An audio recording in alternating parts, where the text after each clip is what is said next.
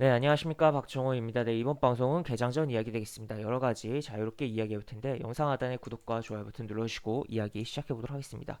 일단 시젠이 9년간 매출을 부풀렸다. 이 부분으로 인해서 어떻게 보면 시젠 자체의 주가도 그렇지만 오늘 코스닥 시장이 안 좋은 영향을 좀 줄 수 있는 부분이다라고 볼 수가 있겠고, 시즌 덩치가 있잖아요. 시가총액 덩치가 있기 때문에 그런 부분이다라고 볼 수가 있겠고, 내용을 좀 더 자세히 살펴보면 지금 과징 금액 자체는 아직 결정이 안 되는데, 시즌이 지난 2011년부터 19년까지 9년간 실제 주문량을 초과하는 과도한 물량의 제품을 대리점으로 이미 반출하고, 그러니까 물건이 일단 나가긴 했어요. 근데 이걸 매출로, 그러니까 팔린 건 아니죠. 이걸 대리점을 나갔다고 해도 이거 재고 자산으로 잡고 있어야 되거든요. 근데 이거를 매출액, 매출 원가 및 관련 자산을 과대 또는 과소 계산했다. 제품이 최종 수요처에 판매되지 않았음에도 수익으로 인식했다는 것이다. 라고 내용이 나와 있습니다.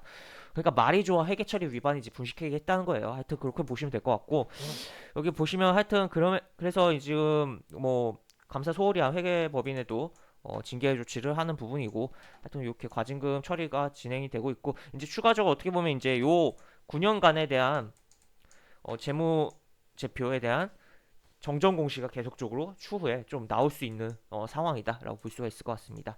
이렇게 보시면 될 것 같고, 그다음에 GS 리테일, 약간 이거는 안 좋은 부분만 좀 부각된 거 아닌가 싶긴 한데, 4분기 영업이익이 반토막 났다고 합니다. 물론 이제 유통업이 코로나로 인해서 안 좋을 수 있는 거야 뭐 당연했던 작년 한 해였긴 하고, 또 특히나 다시 좀 재확산이 되는 분위기였기 때문에 4분기에는 그런 부분이었는데, 그럼에도 불구하고 이제 영업이익이 전체로 작년, 그러니까 2020년 전체로 놓고 봤을 때는 영업이익이 증가를 했다라고 볼 수가 있을 것 같습니다. 그래서 4분기 영업이익이 반토막 날 건 알았지만 전체로 봤을 때는 결산 기준으로 실적이 증가할 것을 알고서 어떻게 보면 그제 외국인 기관에 매수가 들어온 거 아니겠냐라고도 생각을 해볼 수가 있고, 최근에 또 실적이, 이건 뭐 적자 낸 건 아니지만 최근에 실적을 적자를 발표하고도 주가가 움직이면, 오히려 적자 발표한 시점부터 움직이는 케이스들이 꽤 나오고 있어요. 그래서 그 적자들을 결국에는 코로나로 인한 일시적인 적자로 생각을 하는 거고, 결국 실적에 대한 턴어라운드 기대감을 갖고 움직이고 있는 주가들이다. 미래를 향해서 미래를 보고 움직이는 주가들이다. 항상 주식이라는 게 미래를 보고 가는 거긴 하잖아요. 그렇기 때문에 그러한 부분인데, 하여튼 뭐 증권가에서는 2월 이후 실적 턴어라운드 본격화될 거라는 이야기도 있고, GS 리테일, 그리고 뭐 합병 이슈도 있긴 하죠. 하여튼 그런 부분인데, 그래서 일단은 뭐 간단히 좀 살펴보면 수급적으로는 이런 식으로 외국인 기관이 이틀 연속 들어왔다. 그리고 여기 이런 식으로 들어왔던 부분도 있고, 물론 매도도 있었지만, 그래서 그리고 21일 이동 평균선도 뚫어놓는 양봉이 나왔는데, 앞으로 이제 추가로 어떻게 움직일지 좀 지켜봐야 되는 상황이고, 합병 이슈에 대해서도 생각을 해봐야 되는 대목이다라고 볼 수가 있을 것 같습니다. 그래서 여기 뭐 이런 데서는 어느 정도 접근을 해볼 수 있는 거 아닌가도 좀 고려를 해볼 수가 있겠죠. 그리고 또 보시면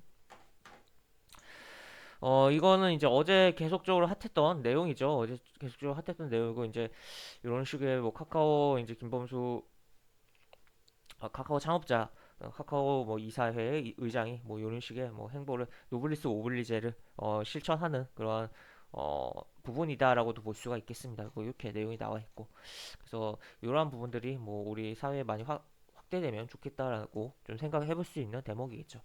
그리고 아무래도 이러한 부분이 사회적 가치를 좀 실현하는 대주주가 있는 기업에 대해서 어떻게 보면 재무적인 것뿐만 아니라 그 기본적인 분석에 있어서 좀 더 가치를 부여해 줄 수 있는 상황도 연출될 수 있다라고 볼 수가 있겠습니다. 그 다음에 이거는 이제 좀 무서운 얘기인데, 변이 확산 빠른데 접종 느리다. 바이든 여름까지 집단 면역은 어렵다라고 했대요. 이런 부분이고, 며칠 전에 더 무서운 기사가 하나 있었죠. 이건 뭐 무섭다기보다 그냥 우려라고 볼 수가 있겠는데, 블룸버그 전 세계 75%가 접종에 집단 면역이 생긴다면 7년 소요 예상된다. 그러니까 코로나와 함께 7년이라는 세월을 같이 가야 된 위험성이 있다라고도 조금 나와 있는 상황이다라고 볼 수가 있을 것 같습니다. 이렇게 내용이 나와 있고, 그래서 하여튼 지금 코로나가 너무 지금 어떻게 보면 너무 적응이 돼버린 상황인데, 1년이 되다 보니까 계속적으로 우리가 주의를 해야겠다라는 거 이야기 드릴 수 있을 것 같고, 그 다음에 이제 보시면 이거 내일부터 고속도로 휴게소 이제 포장만 가능하다고 하고, 모레부터 통행료 유료라고 합니다. 이렇게 내용이 나와 있습니다. 그 다음에 이거 일론 머스크 나는 화성에 꼭 갈 것이다. 머스크의 뭐 우주에 대한 부분이고 어떻게 보면 우주 개발에 있어서 물론 미국 나사가 뭐 하는 부분도 있지만 굉장히 일반 기업에 있어서 나사는 또 좀 별개로 좀 생각을 해야겠고 일반 기업에 있어서 머스크가 스페이스X가 굉장히 주도를 하고 스페이스X 같은 경우 나사로부터 지원금도 좀 받은 것도 있어요. 뭐 계속적으로 실패하다가 조금 잘 풀리는 부분도 있어서 다행히 그때 나사의 지원을 좀 받았던 것도 있는 걸로 기억하는데 하여튼 지금 어떻게든 화성을 가겠다라고 굉장히 의지를 불태우는 부분이다라고 볼 수가 있을 것 같습니다. 이런 식으로 내용이 나와 있고 지금 그리고 실제 그리고 인터넷 이거 위성 띄운 걸로 인터넷으로 또 수익 사업도 하고 있는 부분이라 좀 하여튼 재미난 부분이고 만약에 이제 추후에 스페이스 X가 미증시에 상장한다면 정말 주목을 많이 해야 되는 거 아닌가라고도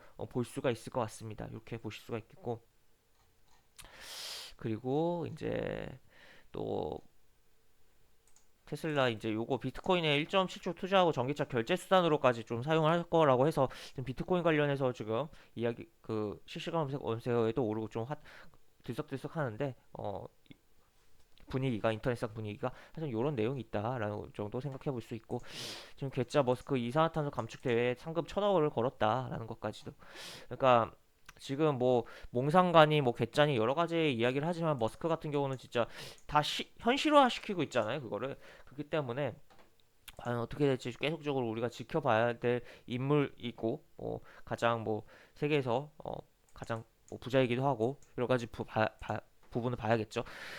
어떻게 보면 이제 정말 딱 봤을 때 정말 바보 같은 행위가 어떻게 보면 정말 세상을 바꾸고 그런 부분이 있어요. 예를 들어서 뭐 전구 에디슨이 전구 같은 경우 그렇게 실패를 하고서 결국에 했잖아요. 그런 부분도 상식적으로 생각했을 때 여러 번 그렇게 실패를 하면 포기할 만도 한데 계속했다라는 거. 그러니까 어떻게 보면 한마디로 조금 안 좋게도 표현하면 또라이 기질이 있는 사람들이 세상을 좀 바꾼다라고 좀 표현할 수 있을 것 같아요.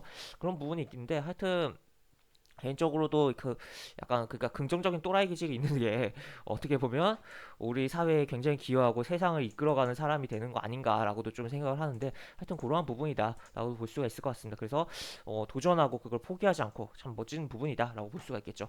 그리고 뉴욕 증시로 봐서 뉴욕 증시 약간 뭐랄까 할까요? 일제히 최고치 경신했다라는 부분이고 일단 업종적으로는 일단 뭐 반도체 그리고 에너지 쪽이 가장 업종적으로 움직였던 부분이고 이런 식으로 내용이 나와 있습니다. 그래서 결국엔 재정 부양책 통과 가능성에 대해서 내용이 나와 있고 이제 이게 민주당 단독으로 밀어붙여서 통과하고서도 이제 추후에 이게 일정적으로 또 한 번 더 할 수도 있다고 해요. 2021년에는 그렇기 때문에 어떻게 보면 이거 이제 금액이 달했을 때 한 번 더 치면서 부양을 할 수 있을 가능성까지도 여기엔 그런 내용은 안 나왔지만 그러한 부분까지도 조금 염두에 둬야겠고 어떻게 보면 이러한 부분이 어제 이제 개장전 이야기 제목에다가도 달아놨는데 약속된 인플레이션을 유발하고 있다. 약속된 인플레이션을 다라고 표현할 수가 있고 인플레이션이 결국에 발생을 일으키려고 어떻게 보면 할 수 있는 거 하고 있는 부분이라고도 하는데 그렇기 때문에 우리가 어떻게 보면 투자를 안 하면은 굉장히 뒤처질 수 있는 환경에 처할 수 있다. 다만 이 투자를 하는 데 있어서 굉장히 준비를 많이 해야 되고 섣부르게 접근했다고 오히려 또 가만히 있는 것보다 안 좋은 결과도 만들어낼 수 있다. 그래서 항상 뭐 이런 기사 같은 것도 잘 체크하고 여러 가지 좀 생각을 해봐야 되는 상황이다라고 볼 수가 있겠고 특히나 여기 보시면 러셀 2000 이거 참 주목을 해야 되는 부분이라고 보거든요. 제가 예전에 개장전 이야기에서도 좀 이야기했었는데 어제 개장전 이야기는 아니고 과거에 여기 중소형주 지수인 러셀 2000 같은 경우 이런 식으로 내용이 나왔다. 그러니까 지금 이 지수를 끌어올리는 데 있어서 중소형주들의 역할도 굉장히 컸다라고도 볼 수가 있겠고 그렇다면 우리나라에서도 지금 대형주도 쉬어가잖아요. 특히 삼성전자도 쉬어가고 있고 삼성전자 지수보다도 약한 상황이 연출되고 있고 그렇기 때문에 중소형주에 대해서 특히나 이제 지금 1차적으로는 소형주도 물론 소형주야 뭐 알아서 자기들 갈 길 가고 뭐 약간 시장이 너무 대형주에 뭐 자금 몰리지 않는 이상은 뭐 자기 흐름 따라서 가고 뭐 그러는 부분이 있긴 하지만 특히나 약간 대, 인지도가 조금 있는 중형주에 대해서 이제 대형주에 이제 초보 투자자분들이 많이 투자를 했다가 요즘에 대형주가 저조하니까 넘어갈 수 있는 게 결국에 자연스럽게 본인이 알고 있는 기업들, 특히나 어느 정도 사이즈가 되는 기업들은 대형주가 아닐 경우엔 중형주라는 거죠. 중형주로의 그러니까 자금 이동이 우리 증시에서 발생할 수 있고 글로벌 자금도 어떻게 보면 이렇게 진행이 되고 있다라는 걸 체크해 볼 수가 있어서 계속적으로 제가 언급을 해드렸던 부분이지만 포트에 너무 대형주만 이렇게 있다면 이걸 좀 정리를 해서 밸런스를 맞춰주는 필요가 있겠다라는 거 다시 한번 언급을 해드리도록 하겠습니다. 이렇게 보실 수가 있겠고 여기 이제 우리 지수 차트 보면은 뭐 이런 식으로 좀 뭐 약했죠.